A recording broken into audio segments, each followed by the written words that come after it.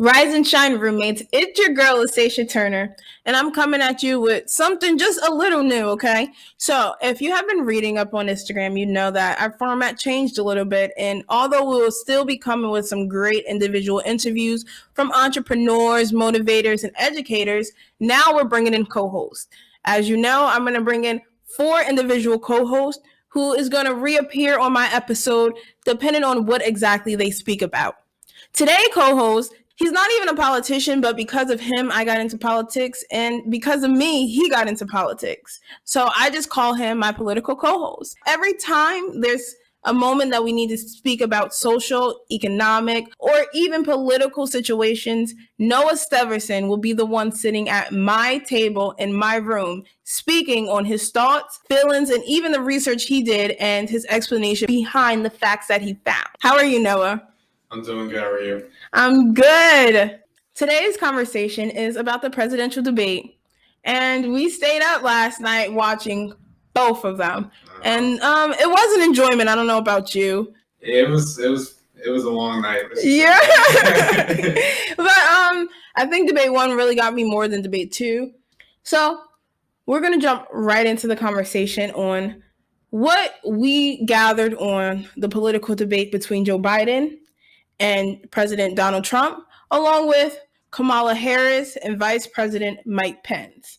Looking into the character traits and perspective, we're just going to break down what we've seen.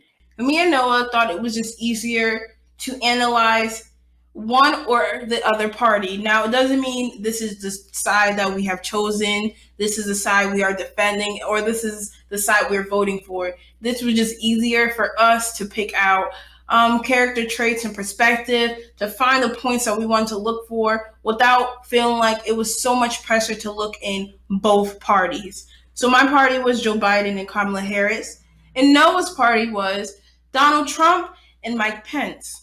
Now, once again, we're just going to jump into this conversation to let everybody know this isn't a conversation of who we like and dislike. This is just a conversation about what we've seen and what we analyzed while watching the presidential debate. Did you want to start, Noah, with the characteristics and the perspectives you found on Donald Trump?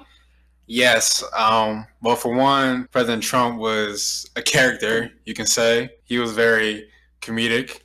Throughout the debate, though, he was interruptive, like not compliant, and aggressive.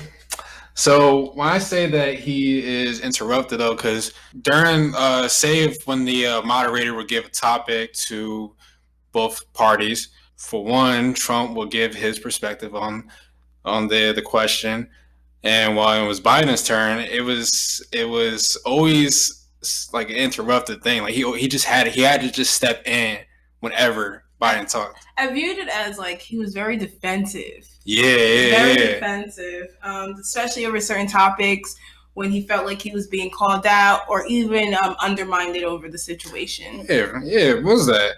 It was just like that was just really like immature of him to do, because like for a position as high as the president's, you gotta keep like a level of composure and at least be an adult. And it was just shocking just to see him like repeatedly just interrupt Biden and interrupt the moderator. Mm-hmm. Like even the moderator called him out. He was like, "No, not even that." Donald Trump was like, "I thought I was debating against Biden, but yeah."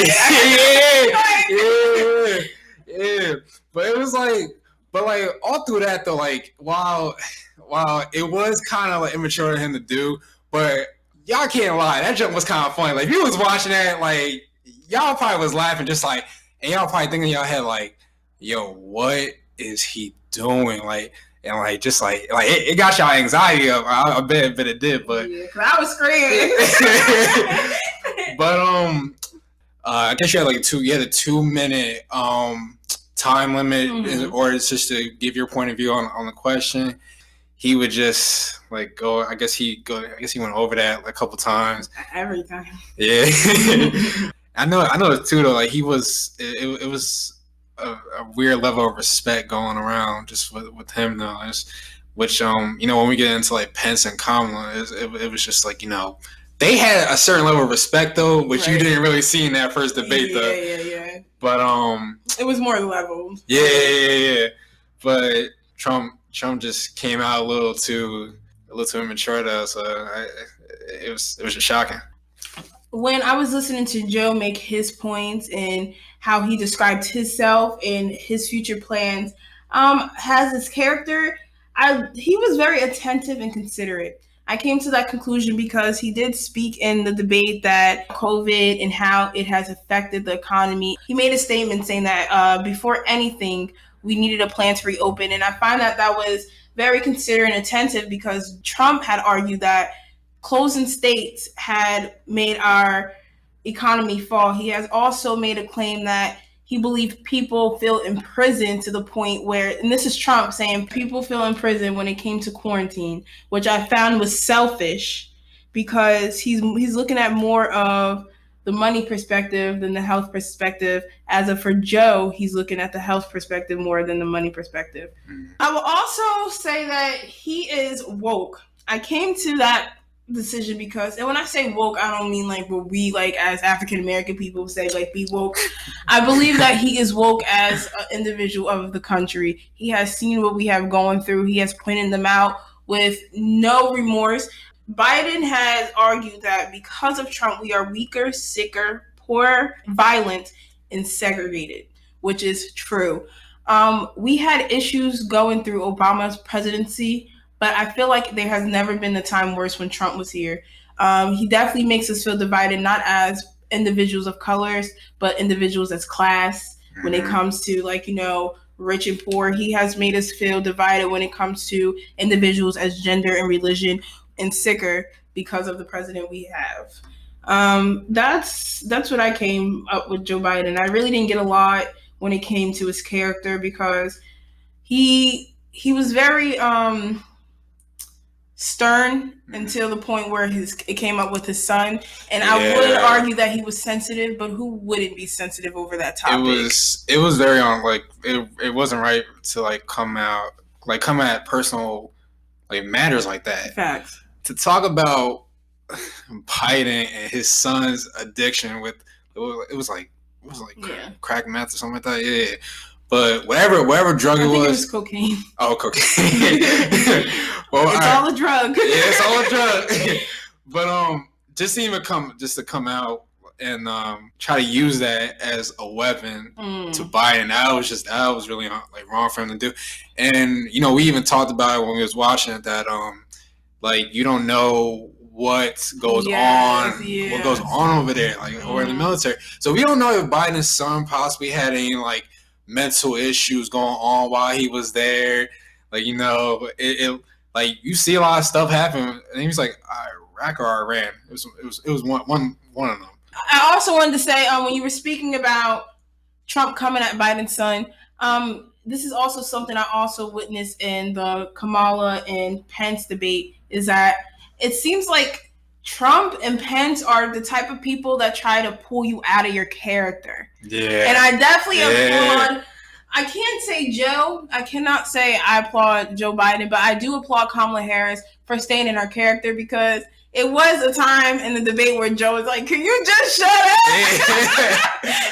That's that old man your brother.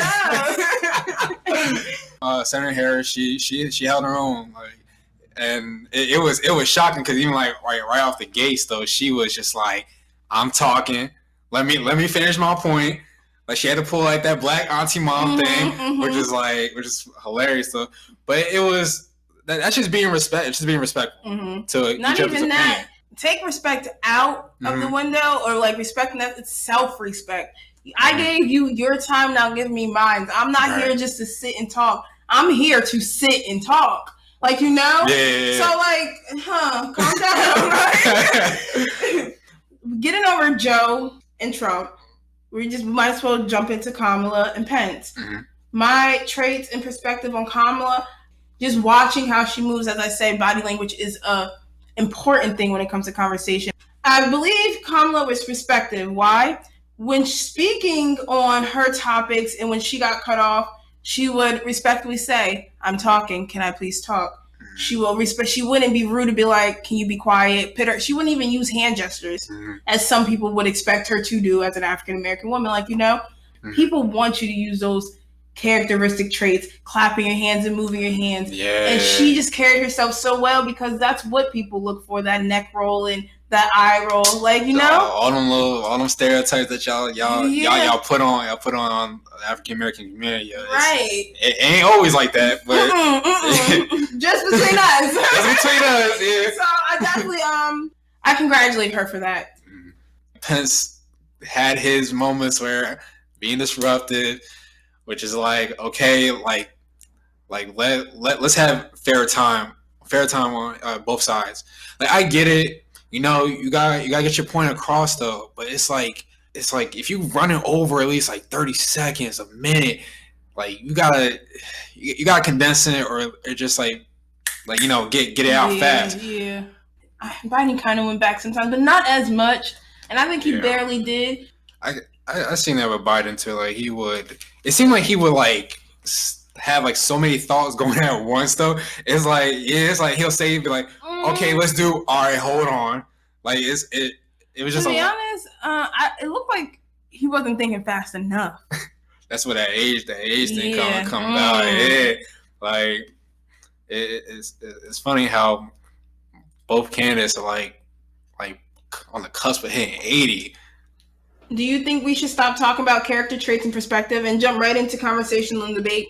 Yeah, I think we should. All right, let's get right into it. When it came to Trump and Biden, what really stuck out to me, the healthcare conversation was really big because they kept going back to Obamacare, and I know that was a big situation. Trump's big idea or big plan to change and improve or take away Obamacare. And that was a heated conversation because one believed that they could enhance it and fix it and make it better, and one believed it was just a straight disaster. Yeah. But it's like, all right, so if you wish to get rid of it, you gotta have a plan. You gotta have a plan to, create something that's better and, more affordable for the people. Even the moderator even pointed out though, it's just like, all right, so what are you doing? What's the plan? Are you gonna put something out? So if you win, are you gonna put something out? If not, then shut up. But he stated in the debate though that he has cut costs of medication. Yeah, saying like oh, he can get insulin. It's just like water. It's like water. You did make a great connection, claiming that maybe Donald Trump is deliberately not coming out with the plan because of the medication plan. As we know, medication is a hell of a lot more without insurance. So imagine taking away Medicare, which has been taken away. A lot of people haven't been getting it or haven't been getting it on time. So imagine taking away that and then still having to get the necessity of the medicine. Now, as Donald Trump has planned to do with the economy, is to rise it up. That's his perspective of rising it up through medication. If he can't do it through opening up states, he's doing it through medication. And that's not a fact, but that's just, a perspective. And that's something I guess compared after you came or when you mentioned that connection. That's true. Biden was talking about expanding on Obamacare. Yeah. He wanted to expand and increase Obamacare along with allowing private health care, because that was the big argument, is that if we keep Obamacare, higher individuals in higher classes are losing their private insurance, which he then argued that that's not the case. He also claimed that he is willing to keep Obamacare because it is a connection to the women's rights.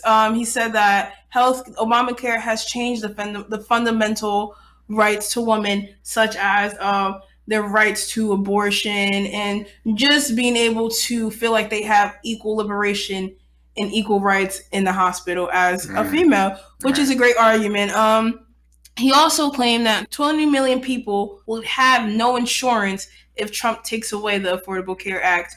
And 20 million people is a hell of a lot going through a sickness, especially during this time. Yeah. Like, let's be real. Right. So that's something to really think about when it comes to voting. What's funny is that when it comes to COVID and the economy, is that Trump talks about the economy is just doing like numbers records. That's the big thing. He said we're breaking records with the economy. But I wish when people say stuff like that, they would use numbers, because he had a nerve to call out Joe like, Joe, you know nothing about numbers. You don't know nothing about this. When Joe had spoke on a certain topic.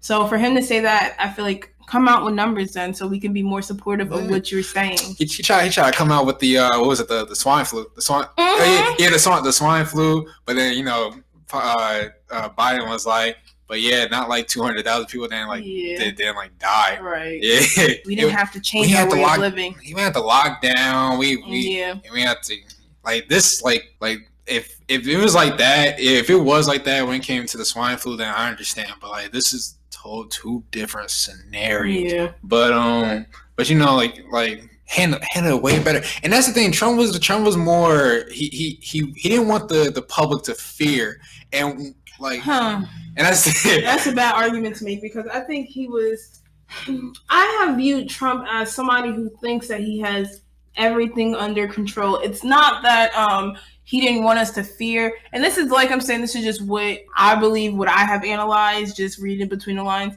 It's not that he didn't want us to be in fear. He didn't want us to see that he had no control over the situation. Right. Instead of asking for help and being in control of the situation, he decided to take it on his own, which made the situation progress and become more worse. Mm-hmm. That's what I think. And he might be telling the truth, but has he ever been a truth teller? No comment. Let's get back. Even when this whole pandemic going on, like he stresses that, we're building ventilators. Like it's like we got like a mass produce of like ventilators that we're using. Is that he thinks that the economy is in good shape from his perspective, mm-hmm. just from the numbers. But the reality is it's small businesses are doing poorly, or they're closed. Mm-hmm. Like they said, like, well, Joe said 1 in 6 and Colin said 1 in 5. So it's probably around both 20-30%. But that those small businesses are closed. They're permanently gone now. Yeah. And people losing jobs. Yo, either Disneyland or Disney World, they let go like 28,000 people. Really? Yes. His reality of his perspective of the economy is the total opposite of the reality of what's going on. Right. Yeah. And Joe has a nice perspective, nice outline, and it comes to me to question everyone else. What is more important, your freedom or your life? Mm-hmm. And I understand that people don't want to go through a recession or a Great Depression, but some things are just inevitable to me, simply because you have to put yourself first. I just got the feeling that the economy is just more important than somebody's life to Trump. And I understand that's something you have to run. That's something you have to maintain to allow your country to keep running. Yep. But what's a country when you have all sick people?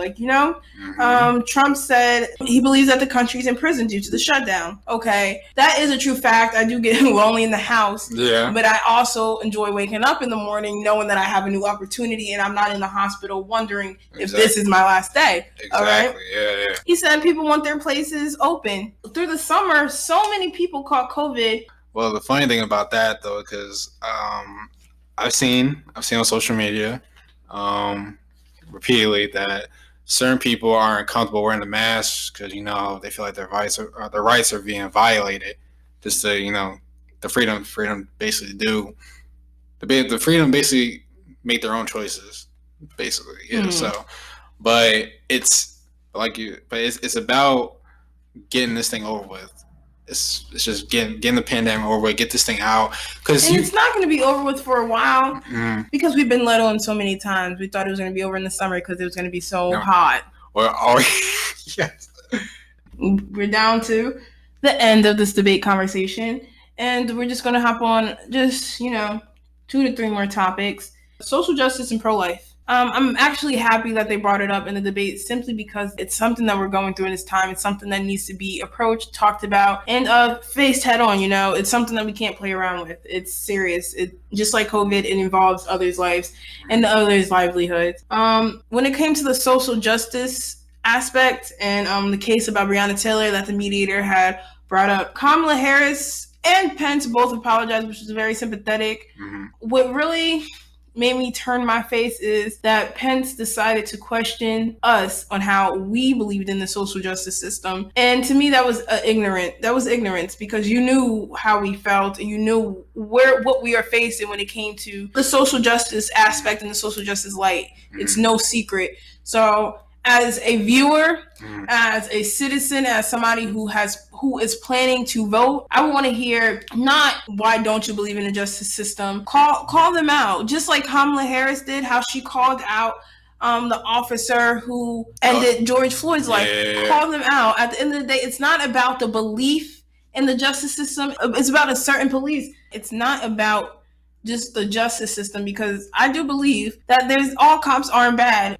But it's funny how, like you said, when cops get shaken, when you're supposed to be trained. You're trained to keep your composure. Right.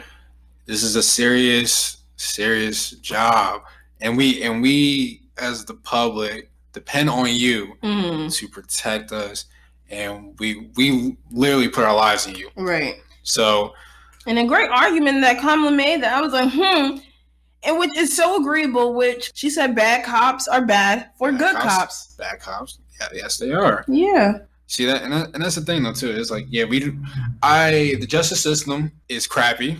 One, we can say we can kind of agree on that. And there are stuff to fix though, and that's the thing with the police though.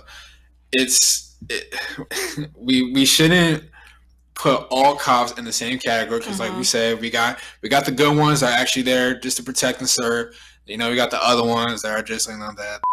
I can't curse on this one. All right, we got the cops that are Richards. A lot of Richards. So, and like in the case with Breonna Taylor though, it's just like there's so many precautions that could have happened beforehand.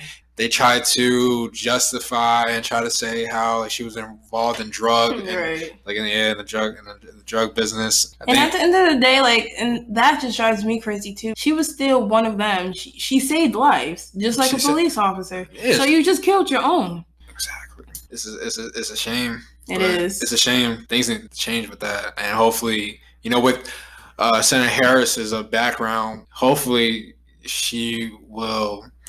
Help Biden fix these issues that obviously need to be addressed and obviously need to be fixed though, because that won't be fixed in 4 years, but it won't be. But just little steps though, steps though can be worked on. And then she said even like holding like cops accountable for certain things that they do. Yeah, that's big. Yeah. That's big, especially with the whole Breonna Taylor thing. We need to hold these people. We need to hold all of them accountable, not just one. Hold all these cops that may do injustice things accountable. So I hope the best. I hope the best for Biden and Harris. Yeah. Speaking on social justice and wishing the best, I just wish the best for all minorities. Right. We can't obviously right now we can't say who is our president for the next 4 years. Whoever wins this election hopefully decides to put their thinking cap on and understand that this world is just not full of white people. Keep in mind that this world is full of many colors. Many. We have to appreciate everybody. And that's for one thing I can definitely agree that's what makes America actually great. Is that there's a lot of us. There's a lot of us. We all bring something to the table. So that's it. It's what makes us strong. Makes us. What did Kamala say? We got so much more in common than separated. Period. It's all facts though. It's all facts. Facts. Speaking about life, pro-life, they had a conversation about the Roe v. Wade. What would each party do if it was overturned or continuing? Yeah. And Trump and Pence was a disappointment. Obviously, Kamala argued that she would never be the person to allow a female to go through great suffer of having to bear a child that she know wasn't planned. She basically saying she would never force somebody to go through a situation they didn't want to when it comes to pro-life and abortion. Right. When it came to Pence, he said he has no apologies for pro-life, which is a saddening comment simply because he's not a woman. He doesn't know what people go through, and obviously this world is a nasty world. And it's crazy though too, because when Pence or I think Harris brought it up though, she said like she comes from a Christian or Catholic background, and she's trying to put religion, and I get it too because Catholic. She's Catholic. She's Catholic. Yeah. Okay. So you get it, like I guess they believe all life is sacred. Mm-hmm. So it's I get the importance of life is it's important, but if for instance if a woman happens to get raped and she no longer wants to keep the baby, that's where it's okay. That's when it's okay, like to have an abortion. And and you said just now too. It's like these men are trying to like change something that they have no knowledge and experience about. Right. It's all what happens. Right. I know it's a tricky subject. And then yes, it shouldn't be. It should not be decided by guys. I should say that it shouldn't be. Nor should it be decided by just because it's a woman. It shouldn't be decided by her anyway. This shouldn't even be a topic up for a debate. Abortion clinic was built for a reason. It's funny how like you said, these old gentlemen, and excluding Kamala Harris, are trying to overturn this topic that, like I said, they had no experience in. That it really should not be up to them. It honestly should be up to the women. But was it just me, or was like the age? Like, did you notice like the age gap? Harris and Pence. It was like 10 years. Yeah, like a few years. It's still a gap. The age in general when it comes to politics. Just like you have mentioned in the beginning of the first debate, you said that you noticed how a lot of people on the stage or even the surroundings in the background are older individuals. You came out exactly asking where are the young people. Right. Donald Trump has become an example of a lot of things, and one of them is you don't need to know politics to get into politics. Oh, that's a fact. You just need a whole lot of money. No, yeah. And a whole lot of backing. Right. To get in. Yeah. You gotta realize is that if we want to move as a country, we want to move forward. That's the end goal for like as a nation. We want to be better. We want to be at the top of our existence. The younger generation, we bring something to the table. Yeah, so a lot of things to the table. A lot of things to the table. Yeah, we are a very open-minded generation, which I love. I always say I have a love-hate relationship for us. We don't. Yeah, we. Not all of us. Most of us are open-minded. A lot of y'all need to. Younger people. We gotta at least be more active. I'm actually happy now because at least some people, some friends that I know are active in politics. They pay attention. They actually they watch the debate. They're heavily in on it. So that's a great thing. But we need to keep this up. We need to keep it up. We gotta be more vocal our thing. So be more informed as well. More informed too. Yeah. I mean, a little insight is that, like I was saying to Noah, watching the debate last night, I was scared. I was antsy. I'm like, this is something I don't do. I can't just sit down and watch like a 2-hour video and then have to watch a whole nother 2-hour video. Right. But after watching the debate, taking notes and just watching it with a friend, it actually becomes more exciting, liberating, because you know that you're not just learning something, you're understanding something. And although I was a few days late on watching the debate, still feel involved about what's going on. Right. And like I said, I used to hate politics, but now learning about it right now, like I really feel like I'm involved with my own life. And it sounds crazy, but I am. I'm getting to learn and understand what's going on. Just because you're a regular person, you can't be involved, because I feel like the more I learn, the more I get involved, and the more I get involved is the more motivation for me to change. Right. I can start with my town, but obviously when I grow, and I'm so excited. I don't know about my listeners, but I'm so excited to bring in this new segment, this new conversation about politics, because it's important for our young generation to get involved. And I know it's a repetitive through everybody, get involved with the young generation, but I feel like as long as we push it, it's no matter if we're 30 and we finally see the generation really get involved. Right. At least we know we helped. You know. Hopefully you enjoyed this political episode with my political co-host Noah. Until next time, roommates. Bye. I like that.